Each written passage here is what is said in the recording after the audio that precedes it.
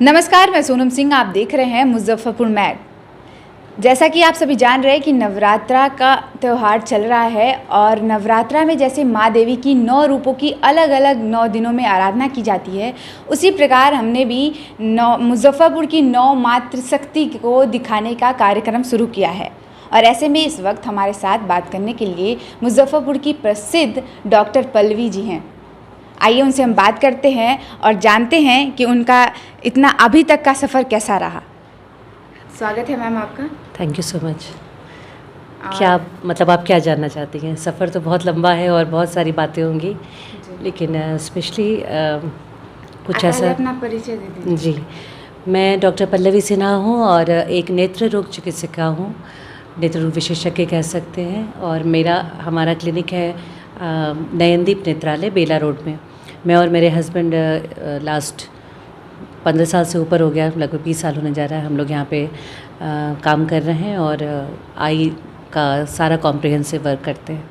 साथ ही साथ शुरू से समाज सेवा करती आई हूँ।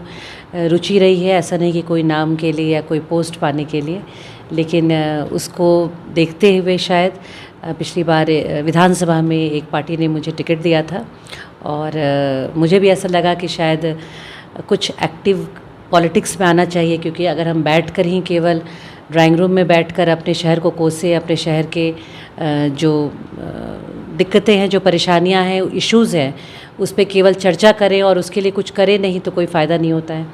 तो एक तरह से अचानक एक एक्सीडेंटल राजनीति में आना हुआ मेरा, और उस समय से कुछ काम कर रही हूँ। वैसे मेरा मेन काम जो है वो है अपना पेशेंट्स को देखना।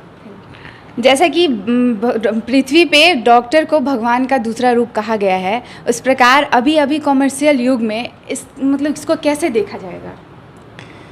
अभी भी कुछ है लोग जिनको काफ़ी श्रद्धा है और स्पेशली उनको शायद वो संस्कार हैं या जो कह लीजिए, डॉक्टर कहे जाते थे, क्योंकि पहले क्या होता था कि बहुत कम चिकित्सक पाए जाते थे और जो हमारा जो सुविधा थी बहुत कम थी।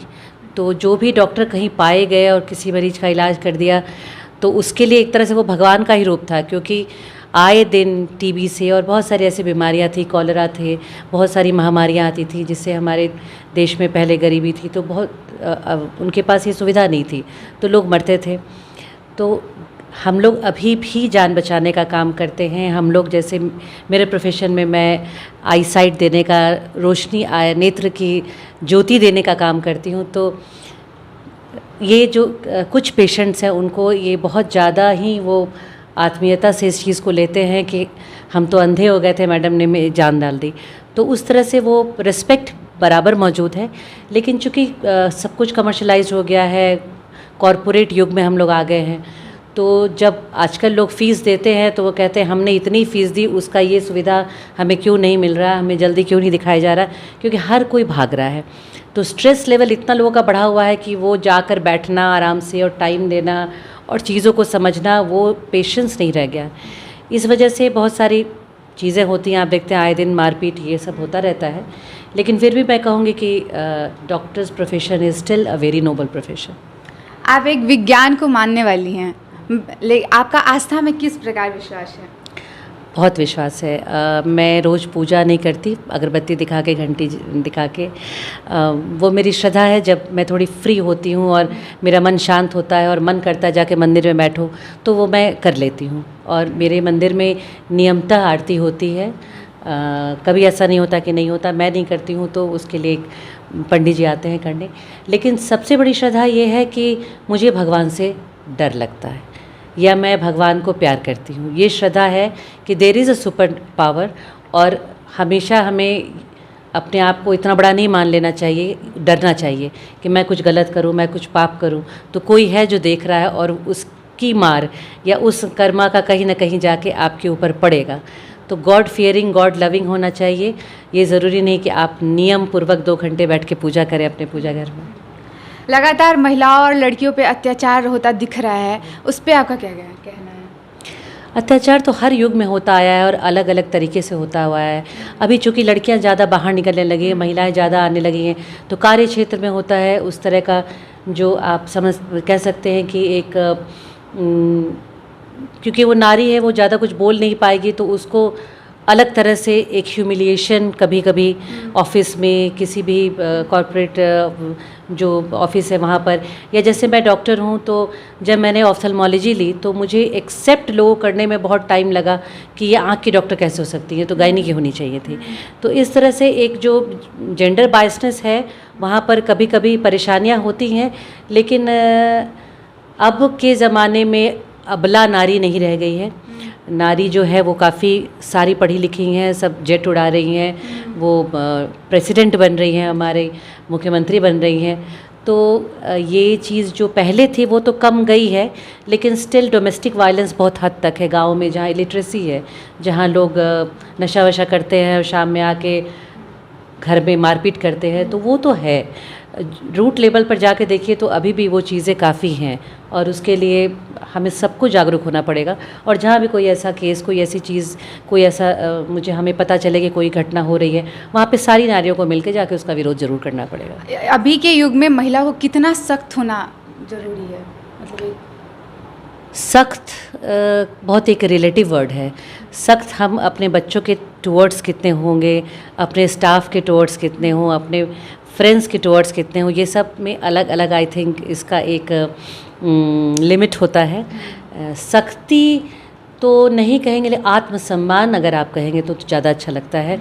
आपका आत्मसम्मान, आपके अंदर एक जो दृढ़ता कि मुझे हाँ है तो हाँ कहना है, ये चीज़ नहीं पसंद है तो ना कहना है, ये चीज़ें बहुत क्लियर होनी चाहिए, उसकी क्लैरिटी होनी चाहिए।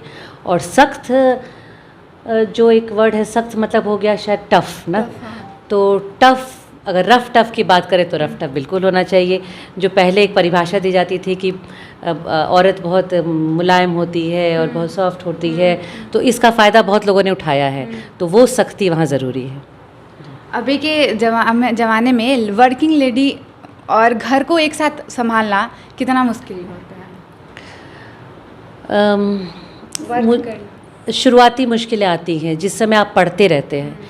जब आप वर्क करने लगते हैं, जब आपका एक सिस्टम, एक डेली का एक रूटीन फिक्स हो जाता है कि मुझे इतने बजे जाना है, इतने बजे आना है, और उस समय आप अपने घर को मैनेज कर पाते हो, क्योंकि तब आप थोड़ा इंडिपेंडेंट भी हो जाते हो, आप अपने लिए हेल्पर रख सकते हो, आप उस हिसाब से अपना काम करते हो। जैसे मैं प्राइवेट प्रैक्टिस में हूँ तो मैं अपने हिसाब से अपने क्लिनिक का टाइमिंग रखती हूँ कि मुझे पता है मुझे कितने बजे घर से फुर्सत मिल जाएगा, फिर मैं आराम से यहाँ पे काम कर पाऊँगी, या कितने बजे मैं वापस चली जाऊँगी। लेकिन जिस समय आप जैसे मेडिकल की पढ़ाई कर रहे होते हैं, कुछ और जिस समय और शादी जल्दी हो जाती थी, या अभी भी लोग कहते हैं कि नहीं शादी टाइम पे होनी चाहिए, बिकॉज वैज्ञानिक रूप से कुछ हद तक शादी बच्चे टाइम पे हो जाने चाहिए। तो उन सब लड़कियों के लिए थोड़ा मुश्किल हो जाता है, जब ससुराल भी देखना है, अपना प्रोफेशन भी देखना है, अपनी पढ़ाई भी देखनी है, कभी बच्चा पैदा हो गया तो बच्चा भी देखना है, तो परेशानी तो होती है। लेकिन मुझे लगता है कि थोड़ा टाइम मैनेजमेंट, थोड़ा फैमिली का कोऑपरेशन और थोड़ा अपना संकल्प लेके चले तो सब कुछ ठीक हो जाता है। आप घर और क्लिनिक एक साथ कैसे संभालती हैं? ये तो है कि धीरे धीरे इंसान उस चीज़ को सीख जाता है। मेरी मदर भी एक गायनिक डॉक्टर है, तो मैंने उनको बचपन से देखा है कि कैसे वो घर और क्लिनिक संभालती थी। उन्होंने हमेशा घर को तवज्जो दिया, और चूँकि वो गवर्नमेंट ऑफिशियल थी तो उनका उस टाइम में तो जाना बिल्कुल बनता था, लेकिन प्राइवेट प्रैक्टिस को उन्होंने बहुत रिस्ट्रिक्ट करके रखा था, क्योंकि उनका टाइम उनके बच्चों के लिए, उनके परिवार के लिए होता था। वैसे ही मेरी मदर इन लॉ भी प्रोफेसर थी, तो मैंने बचपन से देखा है, तो वो चीज़ इनकल्टेट हो जाता है, वो अपने आप जान लेते हो कि किस तरह से सब कुछ मैनेज करना है। तो मुश्किल आती है, लेकिन अगर आप सही टाइम मैनेजमेंट रखेंगे तो सब कुछ अच्छे से हो जाएगा। आप कहने के लिए कहा जाता है कि आज का जो अभी का जो समय है बहुत भाग दौड़ का है, तो इस दौर में जीवन साथी का सहयोग बहुत महत्वपूर्ण माना जाता है। तो आपके जीवन साथी का सहयोग आपको किस प्रकार मिला है? बहुत सहयोग रहा है शुरू से, और दोनों तरफ से होता है बेसिकली। जैसा वो चाहते थे कि नहीं तुम आई में आओ, मतलब ऑफ्थल्मोलॉजी लो, जबकि मेरी मदर गायनेकोलॉजिस्ट थी, जैसे मैंने आपको बताया, तो मैंने इनके कहने पे ऑफ्थल्मोलॉजी लिया। तो जब उनको होता है, समझ में आ रही है ये बात कि ये मेरे लिए हर कुछ चेंज करने को तैयार है, और तब आगे मुझे बढ़ाने के लिए उन्होंने भी कोई कसर नहीं छोड़ी है। मैंने उनसे बहुत कुछ सीखा है, और हर जगह, जैसे पॉलिटिक्स में भी आने का जो मेरा एक बहुत मेरी इच्छा नहीं थी, लेकिन उन्होंने बोला कि तुम्हारे अंदर ये काबिलियत है कि तुम जाओगी तो अच्छा कर पाओगी, तो तुम ज़रूर करो। और उस समय 3-4 महीने मैंने क्लिनिक में बिल्कुल शक्ल नहीं दिखाई थी, तो मेरे पीछे सारा मेरा काम संभालना हो या जैसे हो, जब मेरे बच्चे बड़े हो गए हों तो अब मेरे बच्चे सहयोग करते हैं। तो अगर आप कुछ अच्छी नीयत से अच्छा काम कर रही हैं तो मुझे लगता है कि आपका लाइफ पार्टनर, आपकी फैमिली, आपके बच्चे सब सहयोग करते हैं। एक और सवाल, चर्चा का विषय है कि आप एक अच्छी कलाकार हैं और गायन का भी आपको शौक है, तो हमारे दर्शकों को कुछ गा के और सुना दीजिए। देख खांसी आ गई मुझे। बरसात में मेरा गला हमेशा लगा रहता है, लेकिन आज मैं ज़रूर 2 लाइन सुनाऊंगी क्योंकि आज हमारी लता मंगेशकर दीदी का बर्थडे भी है।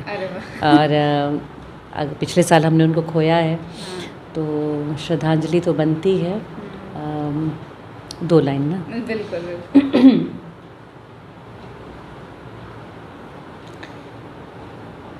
तेरे बिना जिंदगी से कोई शिकवा तो नहीं, शिकवा नहीं, शिकवा नहीं, शिकवा नहीं। तेरे बिना जिंदगी भी, लेकिन जिंदगी तो नहीं, जिंदगी नहीं, जिंदगी नहीं, जिंदगी नहीं। तेरे बिना जिंदगी से कोई शिकवा। बहुत बहुत धन्यवाद। अब जाते जाते हमारे दर्शकों को नवरात्रा की कुछ बता दीजिए विशेष। जी, नवरात्र आता है तो अपने आप आदमी एक ऊर्जा से भर जाता है और एक खुशी सी महसूस होती है। मौसम में चेंज होता है, कुछ ठंडक भी महसूस होने लगता है। तो मुझे लगता है ना, ये टाइम बहुत ही एनर्जेटिक टाइम होता है, तो हमें बहुत ही इस टाइम को अच्छे से यूटिलाइज़ करना चाहिए। आप प्रॉपर पूजा कर ले तो कर ले, नहीं तो आप जस्ट एक दुर्गा माँ को रोज़ याद करके निकले अपने घर से और वो शक्ति, वो स्फूर्ति को महसूस करें जो दुर्गा के 9 रूप में हमें बताया जाता है। तो पूरा नवरात्र बहुत ही खुशी खुशी, उल्लास से, ऊर्जा से मनाएं अपने परिवार के साथ और पूजन करें। पूजन के साथ साथ डांडिया भी करें, आजकल डांडिया का मौसम है, तो एक जो फेस्टिव मूड रहता है ना, उस समय एक अलग तरह का एक माहौल बन जाता है। तो हम काम भी करते हैं तो फिर काम में भी वो एक एनर्जी सी महसूस होती है। तो मैं सारे मुजफ्फरपुर के नगरवासियों को नवरात्रि की बहुत बहुत शुभकामना देना चाहूँगी। आप लोग खूब खुश रहें, खूब सुखी रहें और उल्लास में अपने पर्व को निभाएं। तो ये थी हमारे साथ मुजफ्फरपुर की प्रसिद्ध डॉक्टर पल्लवी जी, जिन्होंने अपने तरीके से पूरे बातों को बताया और हमारे साथ बहुत सारी बातें शेयर की। साथ ही हमारे साथ बने रहिए, कल नए चेहरों के साथ आपको मिलवाएंगे और आप सभी को नवरात्र की बहुत सारी शुभकामनाएं और ऐसे ही हमारे साथ बने रहिए और देखते रहिए मुजफ्फरपुर मैग।